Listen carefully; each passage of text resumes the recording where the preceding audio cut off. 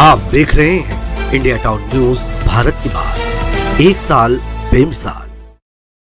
जम्मू कश्मीर के विधानसभा चुनाव के रिजल्ट आने के बाद से यहां की सरकार को लेकर चर्चाओं का बाजार गर्म इसलिए है क्योंकि धारा 370 हटने के बाद यहां पहली बार चुनाव हुआ और पूरे देश के साथ ही दूसरे देशों की, खासकर पड़ोसी मुल्क की निगाह भी इस पर थी कि आखिर जनता का मिजाज क्या है। किसी भी लोकतांत्रिक देश में चुनावों को वहां के महापर्व के रूप में देखा जाता है। ऐसा ही महापर्व देश के हरियाणा और जम्मू कश्मीर में संपन्न हुआ।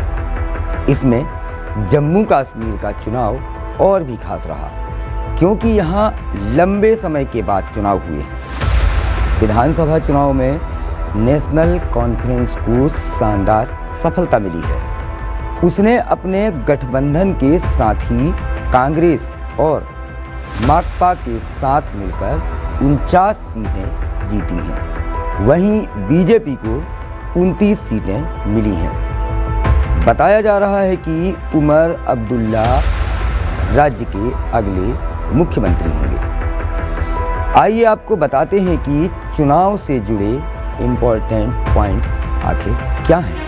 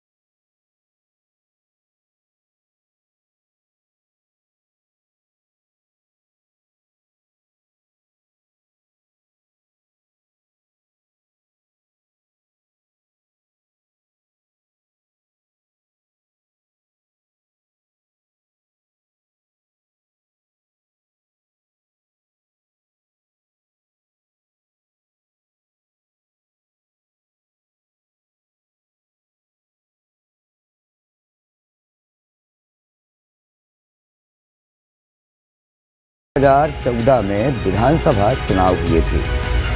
आपको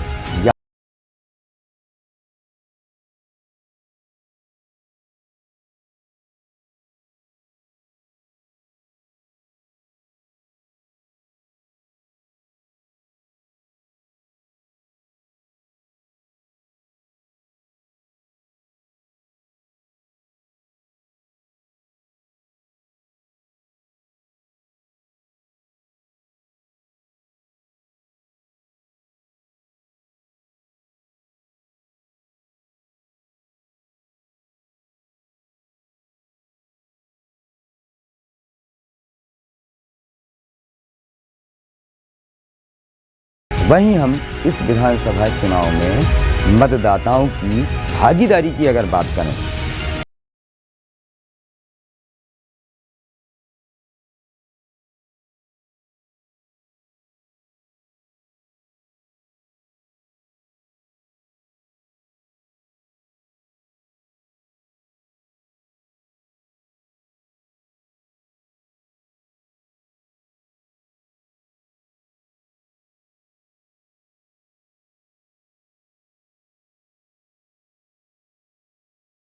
मतदाताओं ने अपनी भागीदारी चुनावों के दौरान दर्ज की थी। वहीं 2024 के चुनाव में जिलेवार मतदान की अगर बात करें तो शहरी क्षेत्रों में वोट प्रतिशत ज़्यादा रहा जबकि गांवों में कम लोग वोट देने निकले थे। आपको यह भी बता दें कि चुनाव लोकतांत्रिक बहाली से जुड़ा हुआ था, इसीलिए ये चुनाव बहुत खास था। यह चुनाव जम्मू कश्मीर में स्थानीय रूप से चुनी गई सरकार को बहाल करेंगे, जो प्रतिनिधित्वकारी शासन की पुनः स्थापना में एक बड़ा ही महत्वपूर्ण कदम है। यह चुनाव घाटी में क्षेत्रीय स्थिरता भी लाएगा। स्थानीय प्रतिनिधियों को क्षेत्रीय मुद्दों को संबोधित करने में यह चुनाव या इसका परिणाम मदद करेगा, जिससे स्थिरता और राजनीतिक भागीदारी को निश्चित ही बढ़ावा मिलेगा। ये चुनाव स्थानीय मांगों को संबोधित करने का एक अवसर भी प्रदान करेंगे, जो प्रतिनिधि चुनकर आए हैं उन्हें, जिसमें जम्मू कश्मीर के राज्य के रूप में पुनः स्थापना की मांग भी शामिल है।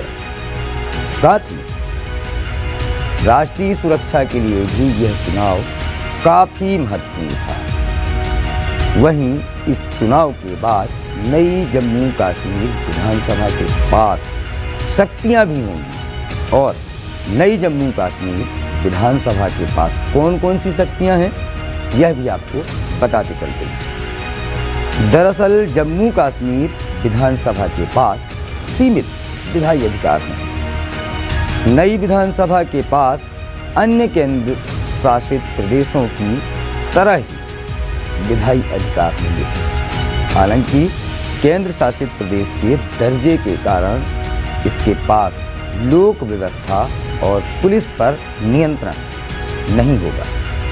वहीं जम्मू कश्मीर विधानसभा स्थानीय मुद्दों जैसे स्वास्थ्य, शिक्षा और बुनियादी ढांचे पर ध्यान केंद्रित करेगी, और केंद्रीय सरकार का प्रतिनिधित्व करने वाले लेफ्टिनेंट गवर्नर यानी एलजी के साथ काम इसे करना होगा।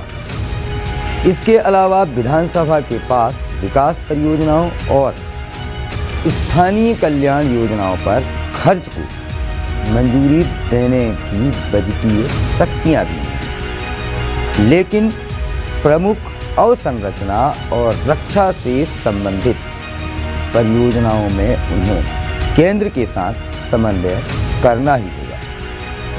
वहीं अगर बात करें नीति निर्माण की, तो जम्मू कश्मीर विधानसभा अपने अधिकार क्षेत्र में नीतियां बना सकती है, बशर्ते वे केंद्रीय सरकार द्वारा निर्धारित व्यापक उद्देश्यों के अनुरूप होनी चाहिए, जो क्षेत्र के रणनीतिक महत्व के कारण प्रमुख क्षेत्रों पर नियंत्रण रखती है। मंगलवार शाम को परिणाम आने के बाद देश के प्रधानमंत्री और गृह मंत्री ने अपनी इन चुनावों को लेकर प्रतिक्रिया भी दी है। प्रधानमंत्री नरेंद्र मोदी ने बीजेपी कार्यालय में कार्यकर्ताओं को संबोधित करते हुए कहा कि जम्मू कश्मीर में संविधान की जीत हुई है। जम्मू कश्मीर के चुनाव को ऐतिहासिक बताते हुए उन्होंने कहा कि 370 हटने के बाद कश्मीर चला नहीं, खिलखिलाया है। जम्मू कश्मीर में इस बार हुआ चुनाव कई मायनों में ऐतिहासिक रहा। वहां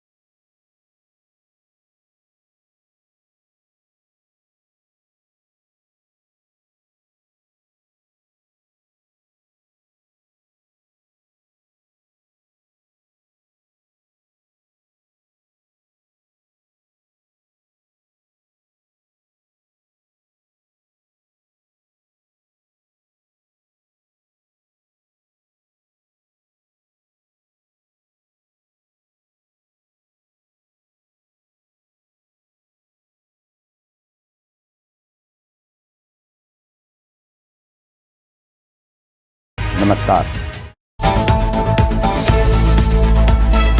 आप देख रहे हैं इंडिया टाउन न्यूज भारत की बात, एक साल बेमिसाल।